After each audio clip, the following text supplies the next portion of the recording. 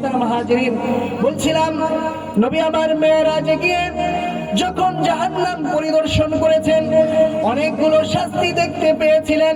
নবী যখন জাহান্নাম পরিদর্শন করছেন, এমন অবস্থায় কিছু লোকদেরকে দেখতে পাইলেন যাদের পেট অনেক বড়, একটা ঘরের মতো, বাড়ির মতো পেট বড়, আর ওই পেটের মধ্যে বিষাক্ত সাপ কিলবিল করতেছে।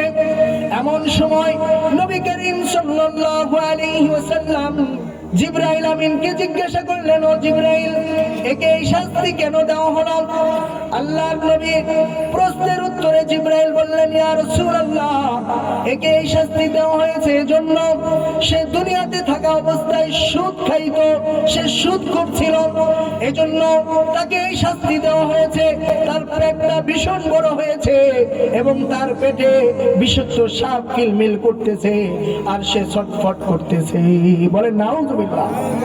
কি কারণে? সুদ খাওয়ার কারণে। কি কারণে? সুদ খাওয়ার কারণে। আল্লাহ তাআলা পবিত্র কোরআনে বলেন, ইয়া আইয়ুহাল্লাযীনা আমানু লা তাকুলুর রিবা আদআফান মুদাআফান। আল্লাহ বলেন, হে ঈমানদাররা, লা তাকুলুর রিবা, তোমরা সুদ খেও না, আদআফান মুদাআফা, চক্রবৃদ্ধি হারে তোমরা সুদ খেও না। সুদ খাইতে নিষেধ করেছেন কে? একটু আওয়াজ করে বলেন, সুদ খাইতে নিষেধ করেছেন কে? আল্লাহ। সুদ কি? সুদ হলো আপনি একজনকে 10 মণ ধান দিলেন, এক মাস পরে বা কিছুদিন পরে তার থেকে আপনি 11 মণ ধান নিলেন, ওই যে 1 মণ বেশি নিলেন, ওটা সুদ। ওটা কি? আপনি কাউকে 10,000 টাকা দিলেন, এক মাস পরে বা কিছুদিন পরে তার থেকে 11,000 টাকা নিলেন, ওই যে 1,000 টাকা বেশি নিলেন, সেটা সুদ। সেটা কি? আপনি কাউকে 1 ভরি স্বর্ণ দিলেন, কিছুদিন পরে তার থেকে 1 ভরি 1 আনা স্বর্ণ নিলেন, ওই যে 1 আনা বেশি নিলেন, সেটা সুদ। সেটা কি? সুদ। সমাজের কিছু লোক আছে, তারা অনবরত সুদ খায় তো খায়, আবার তারা বলে এটা আমাদের ব্যবসা। এটা আমাদের কি? ব্যবসা। এটা সুদ না, এটা কি?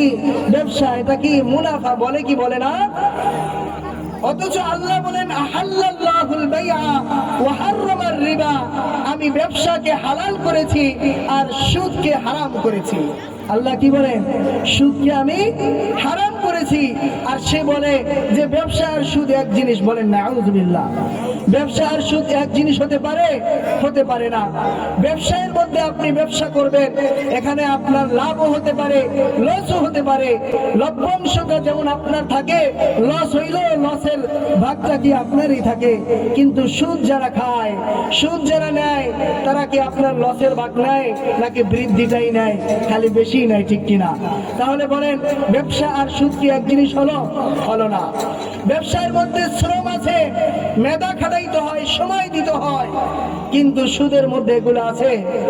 শ্রম দিতে হয়, সময় দিতে, যেমন সময়ও দিতে হয় না, মেধাও খাটাইতে হয় না। অতএব ব্যবসা আর সুদ এক জিনিস নয়। যারা বলবে ব্যবসা আর সুদ এক জিনিস, তাদের অবস্থা কি হবে? আল্লাহ তাআলা পবিত্র কোরআনে বলেন, الذين يأكلون الربا لا يقومون إلا كما يقوم الذي يتخبطه الشيطان من المس। যারা সুদ খাবে, কিয়ামতের দিন আল্লাহ তাআলা তাদেরকে এমন অবস্থায় উঠাবেন যে শয়তান তাদেরকে স্পর্শ করে পাগল বানিয়ে দিয়েছে। বলেন নাউযুবিল্লাহ। আপনারা জিনের রোগী দেখছেন যে নিজে নিজের পোশাক পরিচ্ছদ ঠিক রাখে না, জুতা কোনো কিছুই ঠিক রাখে না, কখনো কান্না করে, কখনো হাসি দেয়, কখনো বিকট আওয়াজে চিৎকার করে, কখনো দৌড়াদৌড়ি করে। করে কি করে না? তো শয়তান তাকে স্পর্শ করে এরকম পাগল বানিয়ে দিছে। কিয়ামতের দিন আল্লাহ যখন সকলকে উপস্থিত করবেন, উঠাবেন, সকল মানুষ ভালো থাকবে, আর ওই সুদখোর যে সমাজে সুদ খাইতো, আল্লাহ তাআলা তাকে এরকম পাগল বানাইয়া কিয়ামতের দিন দাঁড় করাবেন। বলেন নাউযুবিল্লাহ। এটা কেন?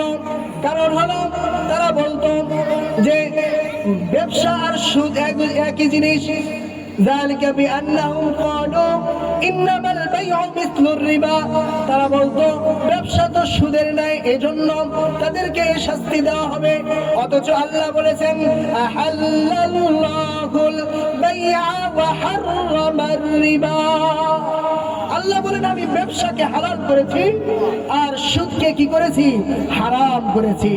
সুদ মুসলমানের জন্য কি? মুসলমানের জন্য কি? হারাম। সুদ একটা সমাজকে ধ্বংস করে দেয়। সুদ একটা সমাজকে কি করে দেয়?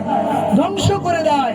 সুদ ধনীকে ধনী বানায় আর গরিবরে আবারও শেষ করে দেয়, আরো গরিব বানিয়ে ছাড়ে। বলেন ঠিক কিনা? সুদ বড় ভয়ঙ্কর ব্যাপার, ভয়ঙ্কর গুনাহের কাজ। এই সুদের সাথে যারা অন্তর্ভুক্ত আছে, আল্লাহ বলেন যে সে আল্লাহ এবং তার রাসূলের সঙ্গে যুদ্ধ করার জন্য যেন প্রস্তুত হয়। বলেন নাউযুবিল্লাহ। আল্লাহ বলেন ইয়া আইয়ুহাল্লাযীনা আমানু তাকুল্লাহা ওয়া দারু মা বাকিয়া মিনার রিবা ইন কুনতুম মুমিনিন, হে ঈমানদারগণ তোমরা আল্লাহ তাআলাকে ভয় করো এবং সুদের যা করেছো সেটা বাদ দিয়ে দাও, সেগুলো বাদ দিয়ে দাও। ইন কুনতুম মুমিনিন, যদি তোমরা নিজেকে মুমিন দাবি করো, নিজেকে মুমিন মুসলমান দাবি করবেন, আবার সুদ খাইবেন না, দুইটা একসাথে হতে পারে না। হয়তো নিজেকে মুমিন দাবি করবেন, সুদ ছেড়ে দিবেন, না হয় সুদ খাইবেন। নিজেকে মুমিন মুসলমান দাবি করার কোনো সুযোগ নাই। ফাইল্লাম তাফআলু ফাআযানু বিহারবিন মিনাল্লাহি ওয়া রাসূলিহি, যদি আপনি এই সুদ পরিহার না করেন, সুদ থেকে ফিরে না আসেন, তাহলে আল্লাহ তাআলা বলেন ফাইল্লাম তাফআলু ফাআযানু বিহারবিন মিনাল্লাহি ওয়া রাসূলিহি, তাহলে আপনি আল্লাহ এবং তার রাসূলের পক্ষ হতে যুদ্ধের ঘোষণা শুনে নেন। বলেন নাউযুবিল্লাহ। যারা আল্লাহ এবং তার রাসূলের সঙ্গে যুদ্ধ করবে, বলেন তারা বিজয় হবে নাকি পরাজয় বরণ করবে? পরাজয় বরণ করবে। তারা সফল হবে নাকি ধ্বংস হবে? তারা ধ্বংস হয়ে যাবে। সুদ যারা খাবে তাদের দুনিয়া, তাদের আখিরাত উভয়টাই ধ্বংস হয়ে যাবে। উভয়টা কি হবে? ধ্বংস হয়ে যাবে। মহতারাম হাজিরিন, এই জন্য সুদ খাওয়া বাদ দিতে হবে কি হবে না? সুদ খাওয়া বাদ দিতে হবে। সুদের সাথে সংশ্লিষ্ট 4 শ্রেণীর লোকদের ব্যাপারে আল্লাহর নবী লানত দিয়েছেন। কয় শ্রেণীর? 4 শ্রেণীর। নবী করিম সাল্লাল্লাহু আলাইহি ওয়াসাল্লামের হাদিস, লা'ন রাসূলুল্লাহ সাল্লাল্লাহু আলাইহি ওয়াসাল্লাম আকিলার রিবা ওয়া মুকিলাহু ওয়া শাহিদাইনি ওয়া কাতিবাহু। রাসূল সাল্লাল্লাহু আলাইহি ওয়াসাল্লামের লানত ওই ব্যক্তির উপর যে সুদ খায়। 1 নাম্বার, যে সুদ খায় তার উপরে কি আল্লাহর রাসূলের লানত। 2 নাম্বার ওয়া মুকিলাহু, যে সুদ দেয়। 3 নাম্বার ওয়া শাহিদাইনি, যারা সাক্ষী থাকে। 4 নাম্বার ওয়া কাতিবাহু, যারা ওই চুক্তিনামায় লেখে। এই 4 শ্রেণীর ব্যাপারে আল্লাহর নবী অভিশাপ করেছেন, অভিশাপ দিয়েছেন। সমাজে কিছু লোক দেখবেন যে তারা নিরীহ, তারা নামাজ কালাম ঠিক মতো পড়ে, সুদ ঘুষের মধ্যে নাই, কিন্তু সুদখোরেরা কি করে? এই লোকটা তো সত্যনিষ্ঠা, সত্যবাদী, সবসময় সত্য কথা বলে, আমি একে সাক্ষী রাখি। কি রাখি? সাক্ষী রাখি। মনে রাখবেন নামাজি লোকেরা, মনে রাখবেন ইমানদার লোকেরা, সুদ খাওয়া যেমন হারাম, সুদ দেওয়াও হারাম, সুদের সাক্ষী থাকাও হারাম, এবং সুদী লেনদেনে লিপিবদ্ধ করা, লেখক হওয়াটাও কি হারাম। আপনি সুদ না খেয়েও কি আপনি রাসূলের অভিশাপে পড়ে যাবেন।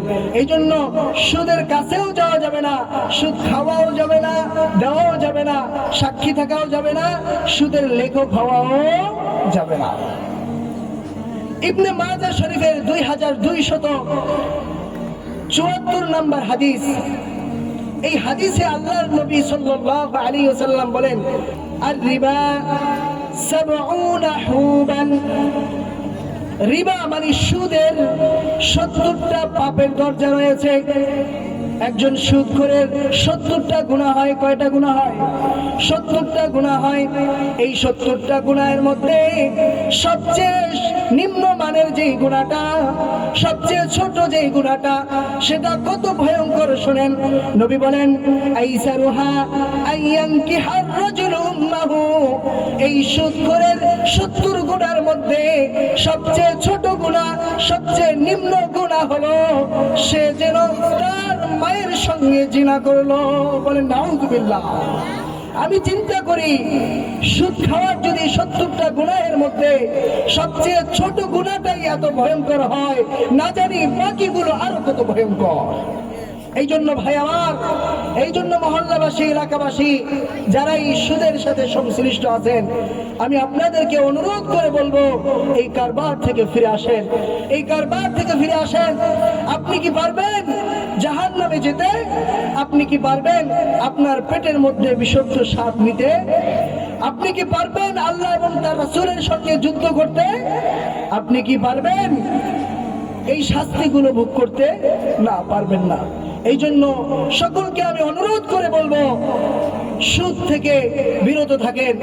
সুদ হারাম জিনিস, এই হারাম থেকে সকলকে বিরত থাকতে হবে।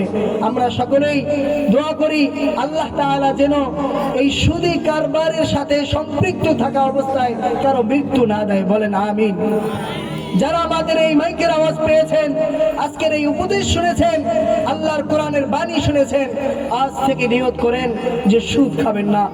আজ থেকে নিয়ত করেন যে আমার ঘরে আর কোনোদিন আমি সুদের সম্পদ, সুদের টাকা পয়সা আনবো না। যাদের পিতামাতা সুদ খায়, ওই পিতাকে আপনি বলেন যে বাবা, প্রয়োজনে আমি কম খাবো, মাছ গোস্ত দিয়ে খাবো না, শাকসবজি দিয়ে ভাত খাবো, তবু আপনি সুদী কারবার করেন না।